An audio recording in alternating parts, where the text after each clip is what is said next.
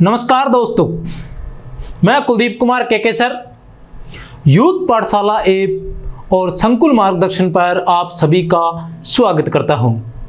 साथियों, आज का जो हमारा बिंदु रहेगा वो वरिष्ठ अध्यापक हिंदी से संबंधित रहेगा। वरिष्ठ अध्यापक हिंदी से संबंधित रहेगा और आज का जो हमारा मुख्य बिंदु है वो है छंद। तो आज का जो मुख्य बिंदु वो छंद है और किस से संबंधित है?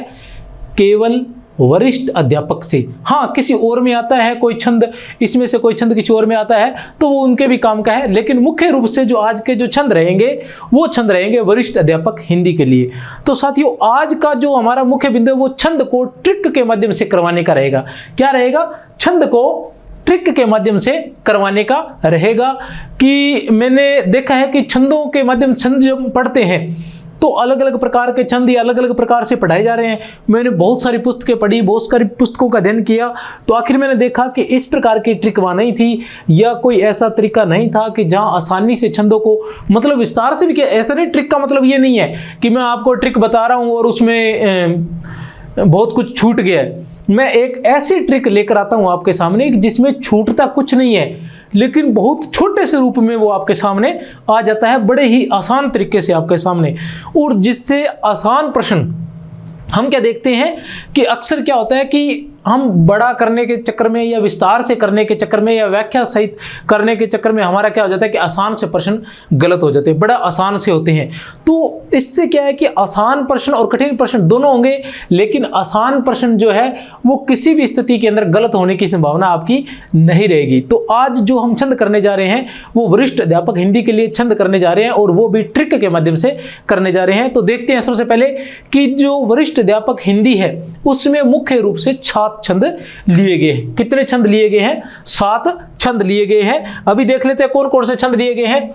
जिसमें जो छंद है जहां मात्राओं का, यति, गति का, आदि का ध्यान रखा जाता है या तुकबंदी का ध्यान रखा जाता है, उसे जिस रचना में मात्रा का, वर्ण का, उसकी यति, गति, ठहराव आदि का ध्यान रखा जाता है उसे छंद कहते हैं। उस रचना को छंद कहते हैं। तो छंदों के जो है वो 2 भेद कहलाते हैं। कौन से? मात्रिक छंद होते हैं और वर्णिक छंद होते हैं। आगे भी इसके बहुत सारे भेद होते हैं, मैं उन पर नहीं जाऊंगा क्योंकि आज का जो मुख्य बिंदु हमारा ट्रिक के माध्यम से करवाने का है, विस्तार से नहीं करवाने का। तो हमने ये देखना है कि वरिष्ठ अध्यापक हिंदी जो है उसमें जो छंद है हम उन छंद को वैसे ही याद कर लेते हैं जैसे हमारे पाठ्यक्रम में दिए हुए हैं। हम उनका विभाजन नहीं करते हैं कि इनमें से मात्रिक छंद कौन से हैं, इनमें से वर्णिक छंद कौन से हैं। अब अचानक मान लो उनमें से कोई छंद आ गया और उसके बारे में यह पूछ लिया कि यह छंद मात्रिक छंद है, सममात्रिक छंद है, विषम मात्रिक छंद है या अर्धसम मात्रिक छंद है या वर्णिक छंद है या दंडक छंद है या साधारण छंद है, ऐसी कोई बात पूछ ली जाती है तो उस छंद को विस्तार से याद करने के बावजूद भी हम उस प्रश्न का उत्तर देने में नाकाम होते हैं, क्योंकि हम अचानक उस चीज को भूल गए हैं कि थे तो सही वर्णिक था, समवर्णिक था। इस तरह से हम उस बात को दिमाग से हमारे दिमाग से वो बात निकल जाती है। तो ये जो मैंने समीकरण बनाई है, इस समीकरण में आपकी किसी भी स्थिति में नहीं निकलेगी। तो सबसे पहले तो मैंने जो छंद है उनको 2 भागों में बांटा है कि वरिष्ठ अध्यापक हिंदी में वर्णिक छंद कौन से हैं और मात्रिक छंद कौन से हैं। वर्णिक छंद तो यहां देखते ही आपको झट से पता चल जाएगा, लंबा चौड़ा पढ़ने की जरूरत नहीं है। जो वर्णिक छंद है उसके अंदर हमारे 3 छंद है, द्रुत, विलंबित, सवैया और कवित। अब वहां अचानक पूछ ले कि द्रुत विलंबित कौन सा छंद है, वर्णिक है या मात्रिक, तो आप झट से आपको ध्यान है कि वर्णिक छंद कितने कौन से हैं हमारे? द्रुत, विलंबित, सवैया और कवित। द्रुत, विलंबित, सवैया और कवित, ये 3 हमारे कौन से हैं? वर्णिक छंद है वरिष्ठ अध्यापक हिंदी में। अब आता है मात्रिक छंद। तो मात्रिक छंद की बात करते हैं तो हमारे पास 4 छंद रह जाते हैं, चौपाई, हरिगीतिका, चौपाई, हरिगीतिका, सोरठा और दोहा। चौपाई, हरिगीतिका, सोरठा और दोहा, ये 7 छंद है। ये 7 ही छंद हमारे पाठ्यक्रम में कौन से हैं? ऊपर से बता देता हूं क्रम से कि सबसे पहले हमारे पास आता है द्रुत विलंबित, उसके बाद सवैया, उसके बाद कवित, ये 3 वर्णिक है, उसके बाद 4 जो मात्रिक हैं। सबसे पहले आता है चौपाई, उसके बाद आता है हरिगीतिका, उसके बाद आता है सोरठा और उसके बाद दोहा। अब इसमें मात्रिक, सममात्रिक, साधारण वो क्या है वो भी बता देता हूं। अब देखो सबसे पहले क्या आता है, द्रुत विलंबित आता है। द्रुत विलंबित छंद है, उसमें कितने वर्ण है, 12 वर्ण है। कितने वर्ण है, 12 वर्ण। कौन सा छंद है ये, वर्णिक छंद है, तो इसमें कितने वर्ण है, 12 वर्ण है। अब 12 वर्ण कौन से हैं, ये छंद कौन सा कहलाएगा, समवर्णिक छंद कहलाएगा। समवर्णिक छंद कहलाएगा। समवर्णिक छंद किसे कहते हैं, क्योंकि प्रत्येक छंद में कितने चरण होते हैं, 4 चरण होते हैं। कितने चरण होते हैं, 4 चरण होते हैं प्रत्येक छंद में। अतः चारों चरणों में जिनमें वर्ण समान होते हैं, जिसके चारों चरणों में वर्ण समान होते हैं, वो कहलाते हैं समवर्णिक छंद। ठीक है, फिर ये कौन सा छंद है, साधारण छंद है। कौन सा छंद है ये, साधारण छंद। अब आप कहोगे साधारण छंद कौन सा आ गया, तो जो छंद होते हैं वो 2 प्रकार के होते हैं, साधारण छंद और दंडक छंद। साधारण छंद कौन से होते हैं, वर्णिक में जिसमें 26 से अधिक वर्ण होते हैं। 26 से अधिक, 26 तक नहीं, 26 से अधिक वर्ण होते हैं, वह कहलाता है दंडक। और 26 तक वाले क्या कहलाते हैं, साधारण। तो ये छंद कौन सा है, साधारण छंद है। ठीक है, अब 3 चीजें देख लो। द्रुत विलंबित जो है उसमें कितने वर्ण है, 12 वर्ण है। कितने वर्ण है, 12 वर्ण है। क्या है ये, समवर्णिक है। क्यों है समवर्णिक, क्योंकि उसके 12 दे रखे ना, 12 का मतलब 1 दे रखा है, इसका मतलब ये कि इसके चारों चरणों में 12 मात्राएं हैं। इसका मतलब ये भी हो गया कि ये समवर्णिक है। यहीं से पता चल गया हमें। फिर आता है साधारण छंद है। साधारण क्यों है कि 12 है, अगर 26 से अधिक होते तो ये दंडक कहलाता। दूसरे पे आता है हमारे पास सवैया छंद। दूसरे नंबर पर हमारे पास कौन सा है, सवैया। इसमें कितने वर्ण है, 22 से 26 तक है। 22 से 26 तक है। कहने से तात्पर्य ये भी फिर कौन सा, 22 से 26, मतलब एक में 22 है, फिर दूसरे में 23, फिर 23, 24, 25। लेकिन ये है कौन सा, समवर्णिक, क्योंकि इसमें भी अलग अलग छंद है। इस छंद के कितने भेद हैं, लगभग 11 भेद इस छंद के हैं। कितने भेद हैं, इसको विस्तार से, इसको भी ट्रिक के माध्यम से कर लेंगे। इसके लगभग 11 भेद है। कितने भेद है इसके, 11 भेद है। वो सभी क्या है, समवर्णिक छंद है। और ये क्या है, साधारण है। साधारण क्यों है, क्योंकि वर्णों की संख्या 26 तक है। अगर 26 से अधिक होते तो कौन सा छंद कहलाता, दंडक छंद कहलाता। अब आता है तीसरा हमारे पास कौन सा है, कवित। कौन सा है, कवित है। कवित के कितने भेद माने जाते हैं, लगभग 3 भेद माने जाते हैं। इसमें कितने वर्ण हैं, 31 से 33। अब देखो 26 से अधिक आ गए, 31 से 33 है कौन सा, ये समवर्णिक है। समवर्णिक क्यों, क्योंकि इसके जो 3 भेद है उनमें एक में 31 है, दूसरे में 32 है और तीसरे में 33 है। अर्थात उनके जो पहला छंद है, इसका पहला भेद है, उसके सभी चरणों में 31 वर्ण है। दूसरा जो है उसमें 32 है। तीसरा जो है उसमें 33 है। इसलिए समवर्णिक छंद है, ये ध्यान रखना है। मतलब एक बात और ध्यान रख लेनी है कि वर्णिक छंद जो तीनों है, तीनों के तीनों समवर्णिक है। तीनों के तीनों क्या है, समवर्णिक है, कोई कंफ्यूजिंग नहीं। फिर आता है इधर 2 साधारण है और 1 दंडक है। अब दंडक क्यों है, क्योंकि इसमें 26 से अधिक वर्ण है। जिस छंद में 26 से अधिक वर्ण होते हैं वह दंडक छंद कहलाता है। और यही बात जब मात्रा पे लागू होती है तब स्थिति यह बनती है कि 32 से अधिक मात्राएं जिसकी होती है वह दंडक छंद कहलाता है। 32 तक मात्राओं वाला, ये ध्यान रखना है, 31-32 के चक्कर में फंसना नहीं है कि 32 से अधिक मात्राओं वाले जो छंद होते हैं वो दंडक छंद कहलाते हैं। 32 से कम मात्रा वाले जो छंद है वो क्या कहलाते हैं, साधारण छंद कहलाते हैं। जैसे ये हमारे पास एक है 28-28, हरि गीतिका जो है इसमें 28-28 है, लेकिन इसके बावजूद भी यह क्या है, साधारण है। साधारण क्यों है, क्योंकि क्या रहता है, मात्राओं में 26 नहीं होते, मात्राओं में क्या स्थिति रहती है, 32 की रहती है। 32 से अधिक जहां मात्राएं होती है वहां क्या रहता है, दंडक छंद कहलाता है, 32 से अधिक मात्राएं। अब आते हैं हम मात्रिक छंद में। जो मात्रिक छंद है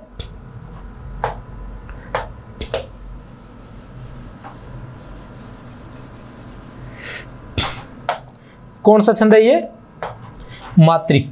अब जब मात्रिक की बात आती है तो सबसे पहले आता है हमारे पास चौपाई। कौन सा छंद आता है, चौपाई। चौपाई के प्रत्येक चरण में 16-16 मात्राएं होती हैं और यह क्या है, सममात्रिक छंद है। कौन सा छंद है ये, सममात्रिक छंद है। और साधारण छंद है। क्यों है साधारण छंद, क्योंकि 16 तक मात्राएं हैं। उसके बाद आता है हमारे पास हरि गीतिका। हरि गीतिका के प्रत्येक चरण में 28-28 मात्राएं होती है, यह भी सममात्रिक है क्योंकि प्रत्येक चरण में 28-28 मात्राएं हैं, इसलिए सममात्रिक है। और यह भी साधारण है। क्यों है साधारण, क्योंकि 32 से अधिक मात्राओं वाला दंडक होता है। उसके बाद आता है सोरठा। सोरठा के प्रत्येक चरण में, पहले चरण में 11-13 मतलब प्रथम चरण में 11, दूसरे में 13, तीसरे में फिर 11 और चौथे में फिर 13। पहले और तीसरे में, दूसरे और चौथे में मात्राएं समान होती है। किसमें? पहले और तीसरे में, दूसरे और चौथे चरण में मात्राएं जो रहती हैं वो समान रहती हैं, इसलिए ये क्या कहलाता है? अर्ध सममात्रिक छंद। दोहा और सोरठा जो है वो किस में आएंगे? अर्ध सममात्रिक छंद, क्योंकि आधों में मात्राएं समान होती है। जैसे पहले और तीसरे में मात्रा समान होती है, कितनी होती है सोरठा में? 11-11। तीसरे और दूसरे और चौथे में मात्रा समान होती है, कितनी होती है? 13-13। ठीक है, और ये क्या है? साधारण है। साधारण क्यों है? क्योंकि 32 से कम मात्राएं हैं। फिर आता है दोहा। दोहा में प्रत्येक चरण में 13-11 मतलब प्रथम चरण में 13, द्वितीय चरण में 11, तृतीय चरण में 13 और चतुर्थ चरण में फिर 11। अर्थात पहले और तीसरे, दूसरे और चौथे चरण में मात्राएं समान रहती है। यह भी अर्धसममात्रिक छंद है, यह भी अर्धसममात्रिक छंद है और साधारण छंद है। क्यों है? क्योंकि इसमें 32 से कम मात्राएं हैं। तो मैं आपको बता देना चाहता हूं कि इनमें से एक भी छंद जो है मात्रिक में एक भी दंडक नहीं है, दंडक छंद नहीं है। हमारे जितने भी छंद है 7 छंद, उनमें से एक ही दंडक छंद है। कौन सा है? वो है कवित, जिसमें 31 से 33 तक वर्ण है, वह दंडक छंद है। बाकी सभी के सभी क्या है? साधारण छंद है। हमें याद रखना है एकमात्र छंद है कवित जो क्या है? दंडक है। बाकी सभी छंद जो है हमारे लिए साधारण छंद है। अब आता है सममात्रिक। अर्ध सममात्रिक एक विषम मात्रिक होता है। तो विषम मात्रिक में मैं वैसे बता देना चाहता हूं कि विषम मात्रिक के अंदर छप्पे और कुंडलियां छप्पे में छपती हैं। छप्पे और जो कुंडलियां हैं वो विषम मात्रिक छंद कहलाते हैं। छप्पे और कुंडलियां जो है वो विषम मात्रिक छंद कहलाते हैं। उनमें ज्यादा विस्तार से, वो भी बहुत आसान है, अगर व्याख्याता में रहा तो मैं जरूर बताऊंगा, लेकिन यहाँ सिर्फ वरिष्ठ अध्यापक से संबंधित बात कर रहे हैं इसलिए उनके बारे में नहीं बताना चाहूंगा। लेकिन इतने बता रहा हूं कि वर्णिक का हमारे पास क्या था? इसका आ गया था विषम वर्णिका। ये देख रहे हैं हम, हाँ, अर्धसममात्रिक, सममात्रिक और अर्धसममात्रिक और विषम मात्रिक। तो विषम मात्रिक में कौन सा छंद रहता है हमारे पास? कुंडलियां और छप्पे। अब हम देखते हैं कि ये सारी बातें आ गई। अब द्रुत विलंबित है हमारे पास, है द्रुत विलंबित। इसके कोई भेद नहीं होते। इसमें 12 वर्ण होते हैं। जिस छंद में हमें 12 वर्ण दिखाई दे, और उसके अलावा 12, इसका एक और ट्रिक है कि द्रुत विलंबित होए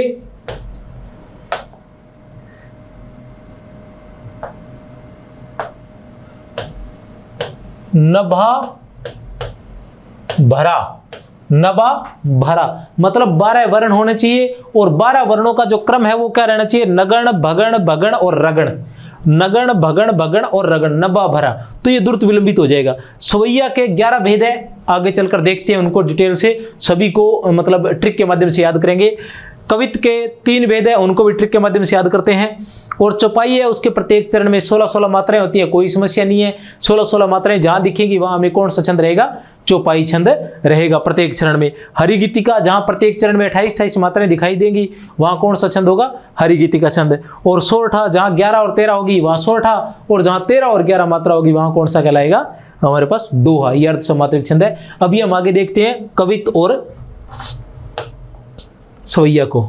ये है अपने पास सवैया छंद। तो जो सवैया छंद है इसको हमने क्या किया है कि अलग अलग भागों में विभाजित कर दिए। सवैया जो है इसके कितने भेद माने जाते हैं? कुल 11 भेद माने जाते हैं।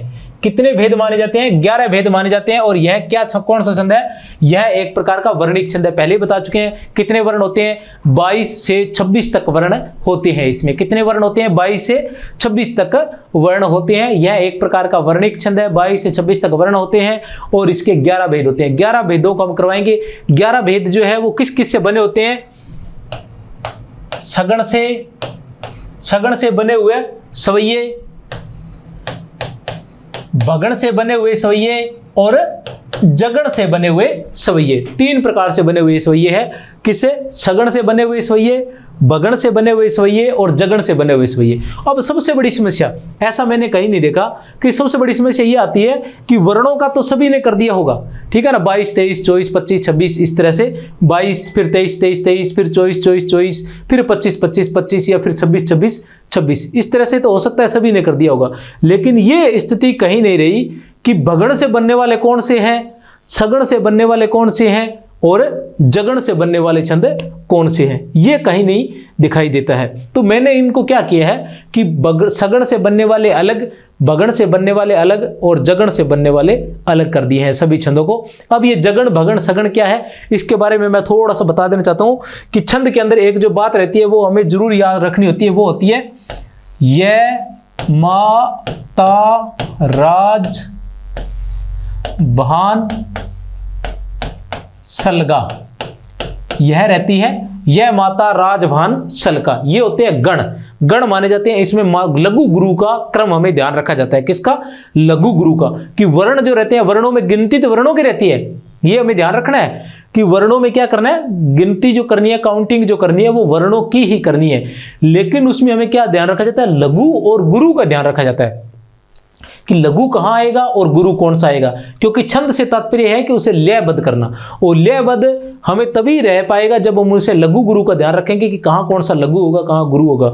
तो ये लघु गुरु का ध्यान रखने के लिए एक क्या बनाया गया है, गण बनाए गए हैं। 3 गणों का एक समूह होता है जिसमें क्या रहती है, 3 गण, 3 वर्ण रहते हैं। अब उन 3 वर्णों में हमें सेलेक्ट करना होता है कि कौन सा लघु होगा, कौन सा गुरु होगा। तो ये ऐसे चलता है, यह से सबसे पहले आता है यगण। तो यगण में क्या आता है, पहले 3 आते हैं यमाता। इसका मतलब ये होगा पहला गुरु रहेगा, फिर स्वर पहला लघु रहेगा और फिर गुरु गुरु रहेगा। उसके बाद मगण, मगण में आएगा मातारा। मगण में क्या आएगा, मातारा। तो मां से गुरु गुरु और गुरु रहेगा। इसी तरह अपने जब सगण पर आते हैं, मान लो हमारे पास सगण वाले हैं, तो सगण का आएगा सलगा, स है तो यहां से आएगा सगण सलगा। तो सगण का मतलब हुआ लघु लघु और गुरु, क्योंकि स लघु है 1 मात्रा, ल लघु है 1 मात्रा और गा गुरु है 2 मात्रा। ठीक है, लघु लघु गुरु। फिर है भगण, भगण का आएगा भानस, भानस। तो भा क्या है, गुरु और न और स, लघु लघु, ये ध्यान रखना है। जगण है, जगण में क्या है, यह माता राजभान, जय तो जभान, जभान का मतलब क्या रहेगा, लघु गुरु और लघु, ये क्रम रहेगा। ये माता राजभान सलगा जो है अलग से पढ़ने की एक है, थोड़ा सा बता देता हूं मैं, क्योंकि ट्रिक में यहाँ व्यवधान रहेगा हमारे इसकी वजह से। तो यह माता राजभान सलगा को हमें ध्यान में रखते हुए इस तरह से हमें पढ़ना है। अब हम देखते हैं कि जो भगण से बने हुए, भगण से बने हुए क्या है, भगण ने, इसको क्या मैंने ट्रिक के माध्यम से किया ताकि हमें याद रहे। भगण ने मदिरा पीकर मालती से कहा, किसने, भगण ने। भगण ने क्या किया, मदिरा पीकर मालती से कहा। भगण ने मदिरा पीकर मालती से कहा कि वह उसके पुत्रों चकोर और किरीट को साथ नहीं रहने देगा। किसने कहा, भगण ने। भगण ने किसको कहा, मालती को। भगण ने किसको कहा, मदिरा को। मदिरा, भगण ने मदिरा पीकर मालती से कहा। भगण ने मदिरा पीकर, किसने, भगण ने मदिरा पीकर मालती से कहा कि वह उसके पुत्रों चकोर और किरीट को साथ नहीं रहने देगा। कितने छंद आ गए, 1 मदिरा, मालती 2, चकोर 3, किरीट 4 और 7 5। 7 से तात्पर्य अरसात, 7 से हमारे लिए क्या तात्पर्य रहेगा, अरसात छंद का नाम। ये छंद है, ये किससे बने हुए, भगण से बने हुए छंद है। ये सभी छंद किससे बने हुए, भगण से बने हुए छंद है। एक बार फिर बता देता हूं, भगण ने मदिरा पीकर मालती से कहा। किसने, भगण ने मदिरा पीकर मालती से कहा कि वह उसके पुत्रों चकोर और किरीट को साथ नहीं रहने देगा। 7 और 7 से अरसात बन जाएगा। भगण ने मदिरा पीकर मालती से कहा कि वह उसके पुत्रों चकोर और किरीट को साथ नहीं रहने देगा। अब हम देखते हैं, मदिरा आ गया, मालती आ गया, चकोर आ गया, किरीट आ गया और अरसात आ गया। अब हमें क्या ध्यान रखना है कि लघु गुरु का सबसे बड़ी समस्या रहती है कि अंत में गुरु आएगा, लघु आएगा, गुरु आएगा, लघु आएगा। इसका भी मैंने सॉल्यूशन यहां निकाल लिया, हल निकाल लिया है कि वो भी आप नहीं भूलोगे।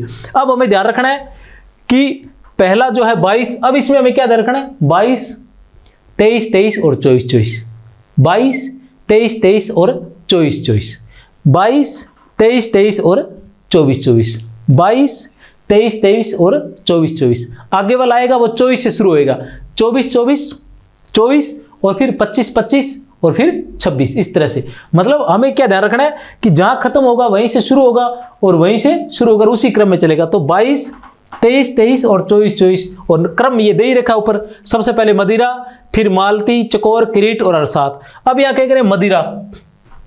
मदिरा में कितने वर्ण है, 22 वर्ण। तो 22 वर्ण के 7 तो भगण बन जाएंगे, क्योंकि एक गण में कितने होते हैं, 3।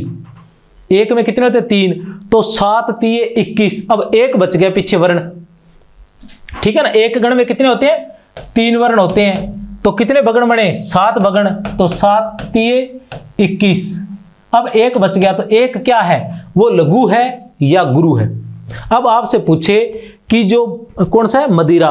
मदिरा का जो अंतिम वर्ण रहता है वो लघु रहता है या गुरु रहता है। अब बड़ा याद रखना बड़ा मुश्किल है कि मदिरा में अंतिम वर्ण लघु है या गुरु है, याद रखना बड़ा मुश्किल है। बिल्कुल ही मुश्किल नहीं है, मैं आपको बता दूंगा, अगर भूल जाओ तो मुझे बता देना। मदिरा में अंतिम वर्ण क्या है, रा। रा क्या है, गुरु। तो अंतिम वर्ण क्या है, गुरु। मदिरा में रा क्या है, गुरु है। तो अंतिम वर्ण क्या रहेगा, गुरु। यह तो नहीं भूलोगे ना, या आप भी भूलोगे। मदिरा में अगर पूछा जाए कि अंतिम वर्ण क्या है, तो आप क्या कहोगे, अंतिम वर्ण मदिरा, रा क्या है, गुरु। तो अंतिम वर्ण क्या रहेगा, गुरु। इसके अंदर ही नाम में ही लघु गुरु का ध्यान है, याद करने की जरूरत नहीं है। दूसरा आता है मालती को हम क्या करेंगे, मालाती। मालती का नाम बदलेंगे हम, मालती का नाम बदलकर क्या कर देंगे, मालाती। मालती का नाम बदलकर मालाती कर देंगे। अब पूछा 23 वर्ण। अब 23 में क्या रहा, 3 × 7 21 हो गए, पीछे बच गए 2। अब 2 क्या है उसके बारे में पूछेंगे। वो जो 2 वर्ण पीछे बचे वो लघु है, दोनों लघु लघु है, या दोनों गुरु गुरु है, लघु गुरु है या गुरु लघु है। ये भी आसान है। अगर आपसे पूछे कि मालाती के जो अंतिम वर्ण है वो क्या है, मालाती के अंतिम वर्ण दोनों लघु लघु होते हैं। मालाती के अंत में गुरु गुरु आते हैं, मालाती के अंत में लघु गुरु आते हैं। बड़ी समस्या होगी, लेकिन बिल्कुल भी समस्या नहीं, मैं बता दूंगा, भूलोगे नहीं कभी। मालाती, मालाती के अंतिम दोनों वर्ण क्या है, ला और ती, दोनों गुरु है। तो मालाती के अंतिम दोनों वर्ण गुरु होते हैं। मालाती ला और ती, ला और ती दोनों गुरु है, अंतिम दोनों वर्ण गुरु रहेंगे मालाती में। अब इसके बाद आता है चकोर। चकोर में कितने वर्ण है, 23 वर्ण है। 3 7 21, पीछे बच गए 2। अब 2 क्या रहेंगे, 2 क्या रहेंगे, देखो चकोर। चकोर में क्या है, को और रे। को क्या है, गुरु, और रे क्या है, लघु। ये देखो, एक गुरु और एक लघु। नाम में ही लघु गुरु छिपे हुए हैं, आपको कुछ नहीं करना, थोड़ा सा बदलाव करना है, जैसा मैं बताऊं वैसा, कि मालती को मालाती करना है आपने, मालती को मालाती करना है, वैसा बाकी सभी वैसे ही है। इसके बाद आता है किरीट। 4 नंबर पर किरीट आता है। किरीट में कितने वर्ण है, 24 वर्ण। आपने ध्यान रखना है कि एक तो ये बात याद रखनी है कि भगण ने मदिरा पीकर मालती से कहा कि वह उसके पुत्रों चकोर और किरीट को साथ नहीं रहने देगा। ये याद रखोगे, इसी क्रम में आप पहले इनको लिख लोगे, इसी क्रम में लिख लिए, और फिर याद रखोगे वर्ण की पहला क्या है, 22, फिर 23 23 और फिर 24 24। पहला क्या है, 22, फिर 23 23 और फिर 24 24। इस तरह से बस, तो फिर उनको करते जाओगे। अब देखते जाओगे कि 24 वर्ण है, इसमें क्या है, 8 भगण है। 24 वर्ण है, 8 भगण है, 8 के 8 24 हो गए, पूरे 8 भगण हो गए, कोई समस्या नहीं है। अब देखो अरसात जो है उसमें भी 24 वर्ण है, लेकिन उसमें क्या है, 7 भगण और 1 रगण। अब इस 1 रगण को कैसे याद करेंगे, अब इस 1 रगण को कैसे याद करेंगे, इसका भी एक ट्रिक है, मैं बता दूंगा आपको। अब देखो यहां कितने 22 है, यहां तो 8 नहीं आ सकते ना, क्योंकि 8 तिये 24 होते हैं। यहां भी 23 है, यहां भी 8 तिये 24 है, यहां भी नहीं आ सकता, यहां भी नहीं आ सकता। यहां 24 था तो यहां 8 भगण हो गया पूरा। लेकिन यहां समस्या आ रही है, यहां समस्या आ रही है, तो इसका हल ये रहा, अरसात इसके नाम में ही है, 7 रे और 7। तो किसका छंद है ये, भगण का। तो भगण के तो कितने रहेंगे, 7, और एक साथ में क्या रहेगा, ये रहा रगड़, अरसात। अर 7 रे 7 अर 7 रे और 7। तो 7 तो क्या रहेंगे, भगण, और रे का साथ में रहेगा रगड़। ये देख लीजिए 7, तो ये 7 क्या रहेंगे, भगण, 7 ये 21 और 1 रगण और 1 24। भगण 7 भगण इनके हो गए 21, और रगण के 3 वर्ण हो गए, टोटल हो गए 24 वर्ण। अब भी कोई समस्या हो तो जो कमेंट बॉक्स होता है ना, उसमें लिख देना कि सर हमारे ये समझ में नहीं आ रहा है, ठीक है ना। बाकी व्हाट्सअप नंबर आपको दे रखे हैं, फ़ोन नंबर भी दे रखे हैं, जब मर्जी कॉल कर लेना, बताने के लिए हम एकदम बिल्कुल तैयार बैठे हैं। फिर आता है हमारे पास किससे बने हुए, ये आपके समझ में आ गया होगा, एक बार फिर से बता देता हूं। भगण से बने हुए कौन से? भगण ने मदिरा पीकर मालती से कहा कि वह उसके पुत्रों चकोर और किरीट को, भगण ने मदिरा पीकर मालती से कहा कि वह उसके पुत्रों चकोर और किरीट को साथ नहीं रहने देगा। 22, 23, 23 और 24, 24 और अंत वाले में 7 भगण और 1 रगड़ भी है। अब हम याद करेंगे सगड़ वाले, सगन वाले, अब हम याद करेंगे सगण वाले जो है, ये हमारे पास आ गए सगन वाले। अब सगण वाले कौन से हैं? सगण ने, सगण वालों की ट्रिक क्या है कि सगण वाले कौन से होंगे, उसकी ट्रिक भी है कि सगण ने दुर्मिल से कहा कि वह सुंदरी से शादी कर ले। सगण ने दुर्मिल से कहा, किससे कहा? दुर्मिल से। सगण ने दुर्मिल से कहा कि वह सुंदरी से शादी कर ले, क्योंकि अरविंद भी कुंदलत से शादी कर रहा है। सगण ने, किसने? सगण अलग है, वहां भगण अलग था, यहां सगण अलग है, सगण अलग है, लेकिन वो कह किससे रहा है? सगण जो है यहां भी अलग है, वो किससे कह रहा है? दुर्मिल से कह रहा है कि क्या कर ले? सगण ने दुर्मिल से कहा कि वह सुंदरी से शादी कर ले। सगण ने दुर्मिल से कहा कि वह सुंदरी से शादी कर ले, क्योंकि अरविंद भी कुंदलत से शादी कर रहा है। अरविंद भी कुंदलत से शादी कर रहा है। अब अरविंद कुंदलत से शादी कर रहा है, इसलिए दुर्मिल तू भी सुंदरी से शादी कर ले। तो ये देखिए, इसी क्रम में हम इनको याद करेंगे। सबसे पहले हमारे पास सगण वाले कौन से आते हैं? दुर्मिल आता है, फिर हमारे पास आता है सुंदरी, फिर आता है हमारे पास अरविंद, और फिर आता है हमारे पास कुंदलत। कौन सा आता है? कुंदलत। अब ये कुंदलत है, जैसे मालती को मालती किया था, वैसे कुंदलता को कुंदलत करना है। कुंदलता को हमने कुंदलत करना है, ठीक है, याद रखना। अब ये कितने हो गए? 1, 2, 3 और 4, ठीक है। अब दुर्मिल, अब फिर वही कंडीशन रहेगी, उसमें पहला क्या था? 22 था, इस तरह इसमें पहला क्या रहेगा? 24। पहला क्या है? 24, क्योंकि वो 24 पर खत्म हुआ था। 22, 23, 23 और 24, 24 खत्म हुआ 24 पर। अब ये कहां से शुरू होगा? 24 से। 24, लेकिन पहला 1 रहेगा तो 24, फिर आगे वाले 25, 25 और फिर एक 26। 24, 25, 25 और 26, इस तरह से रहेंगे। अब कितने सगण रहेंगे? पहला क्या है? दुर्मिल। ये देखिए 1 नंबर पर दुर्मिल, यहां भी दुर्मिल है। कितने वर्ण है? 24 वर्ण। तो 24 वर्ण पूरे को पूरे क्या रहेंगे? 8 सगण रहेंगे। एक गण में कितने होते हैं? 3, 8 × 3 24, कोई समस्या नहीं है। उसके बाद आता है 25 वर्ण। अब 25 वर्ण हो गए तो 8 दिए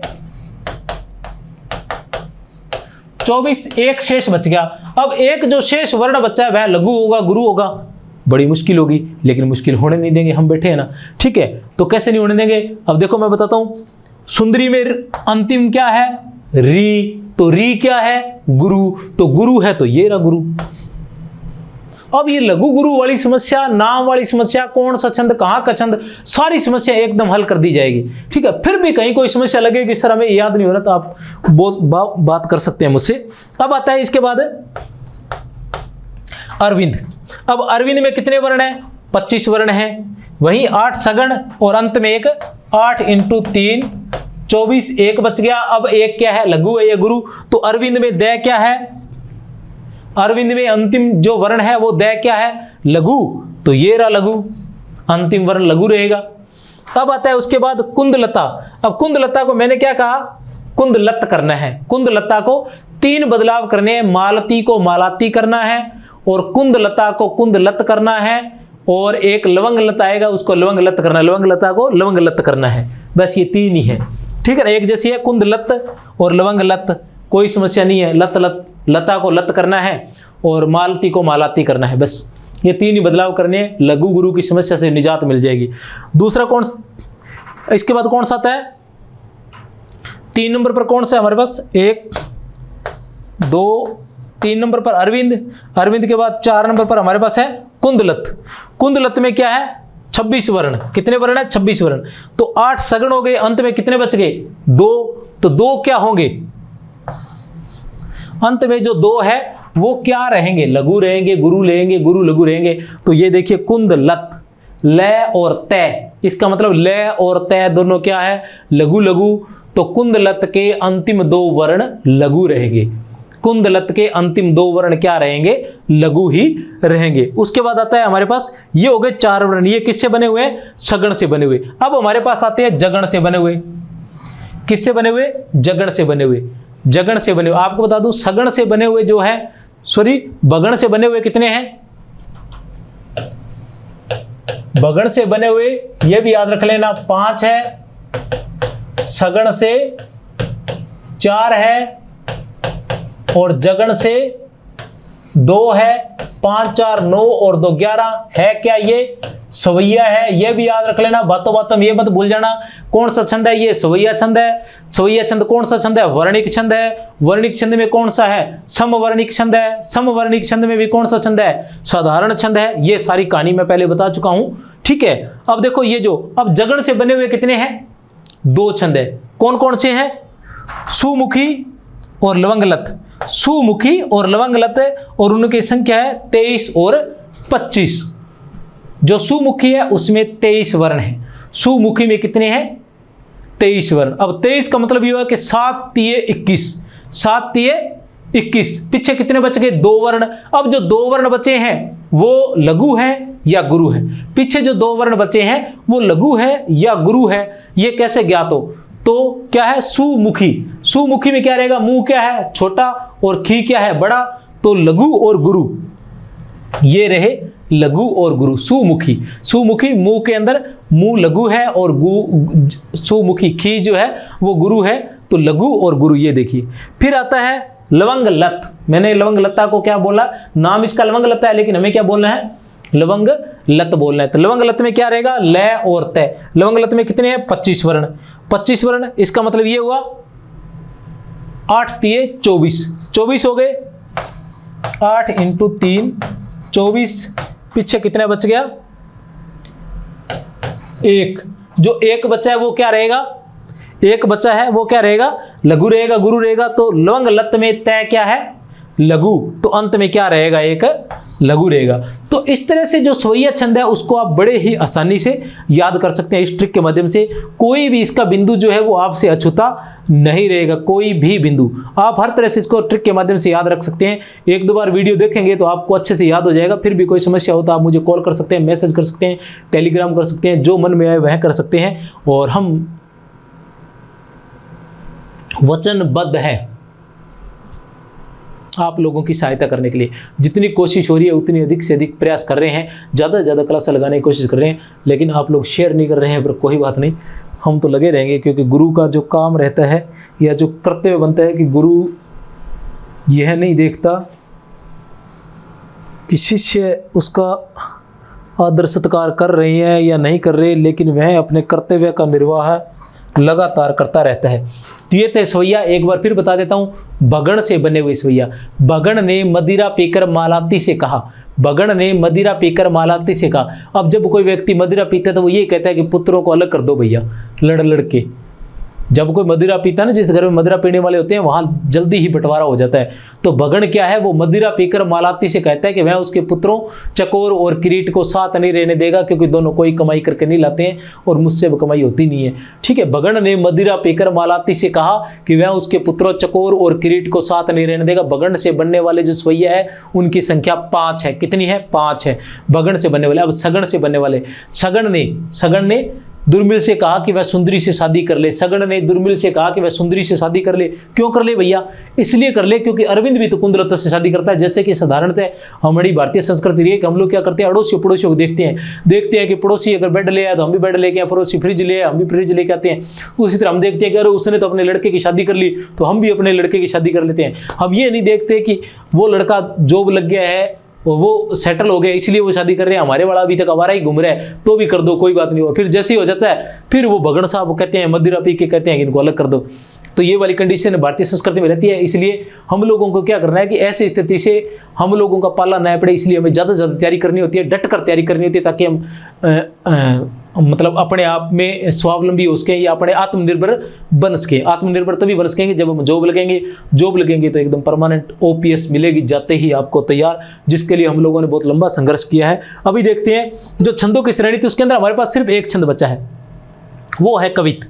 अब कवित क्या है, एक ही बात बोलूंगा और कहानी खत्म कर दूंगा।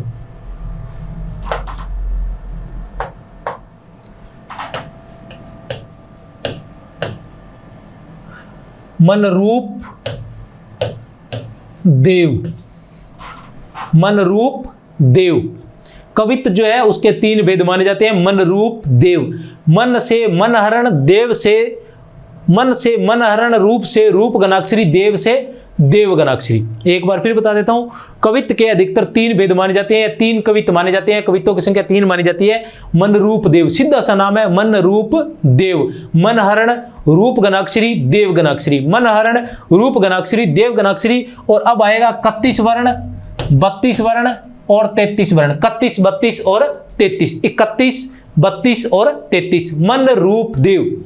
31, 32 और 33, मन रूप देव। 31, 32 और 33। मुझे लग रहा है कि अब ज्यादा पढ़ने की जरूरत नहीं है। अब इसमें क्या है कि मनहरण, अब इसके बारे में पहले बता चुका हूं कि ये क्या है, 26 से अधिक वर्ण है, इसलिए दंडक छंद है। क्या है, दंडक छंद है, लेकिन है ये समवर्णिक, क्योंकि जो मनहरण है उसमें भी प्रत्येक चरण में 31 वर्ण है, रूप गणाक्षरी के भी प्रत्येक चरण में 32 वर्ण है, और देव गणाक्षरी के भी प्रत्येक चरण में 32 वर्ण है। अब इसमें जो यति गति रहती है उसमें समस्या आती है, हम भूल जाते हैं कि कहाँ है, तो उसकी भी ट्रिक है, वो भी बड़ा आसान है। अब देखिए क्या रहेगा, यहां देख लेते हैं। ये जो है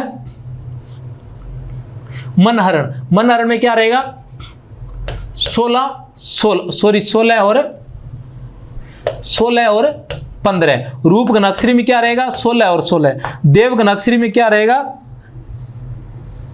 16 और 17। अब देखना, ये वाली जो सीरीज है ये नहीं बदलेगी, ये 16 ही रहेगी। इधर वाली जो सीरीज है ये बदलती जाएगी,